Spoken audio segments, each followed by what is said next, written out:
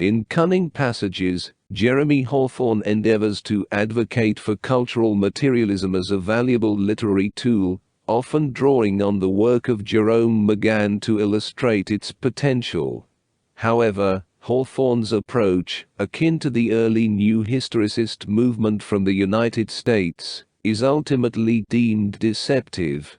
His characterization of a textualist approach, influenced by Rorty, is criticized for leading to solipsism, as evidenced by his interpretation of Derrida's assertion that il n'y a pas de hors texte, as implying that the past only exists in texts, with no means of discerning between competing textual versions of history. Hawthorn warns of the danger of reducing significant historical events, like Hiroshima, to mere constructs open to subjective interpretation, arguing that such an approach would result in each individual having their own version of reality.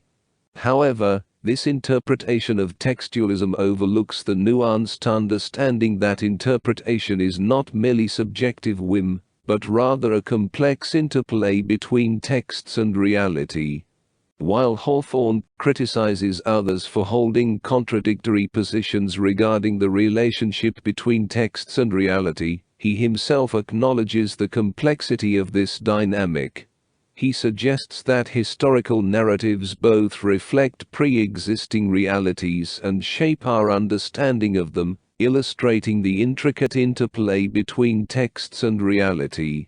Hawthorn proposes that the new answers provided by New Historicism offer a middle ground between the extreme positions of new textualists and old historicists, which he deems equally unacceptable. This nuanced stance encourages critical engagement with both textual sources and historical realities, acknowledging the multifaceted nature of interpretation and its impact on our understanding of the past. Hawthorn attempts a nuanced integration of historical analysis and literary criticism, drawing from the traditions of New Historicism and cultural materialism. However, his approach faces criticism, particularly from scholars like Stanley Fish, who argue that historical claims cannot be divorced from rhetoric and interpretation. Fish contends that history can only be approached in one way, his way, and questions the grounds on which Marxism provides a fundamental understanding of history, if all historical accounts are inherently rhetorical. Hawthorn's method is positioned as part of something ostensibly new, despite the long-standing presence of historicism and deconstruction in academic discourse.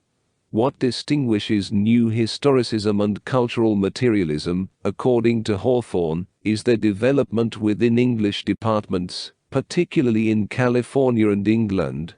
However, there is a tension in Hawthorn's argument between his political desire to justify his method and his focus on its effectiveness in literary analysis. While he avoids the trap of elevating the literary text to an all-powerful explanatory centerpiece, he continually returns to the argument that his method is effective for literary criticism.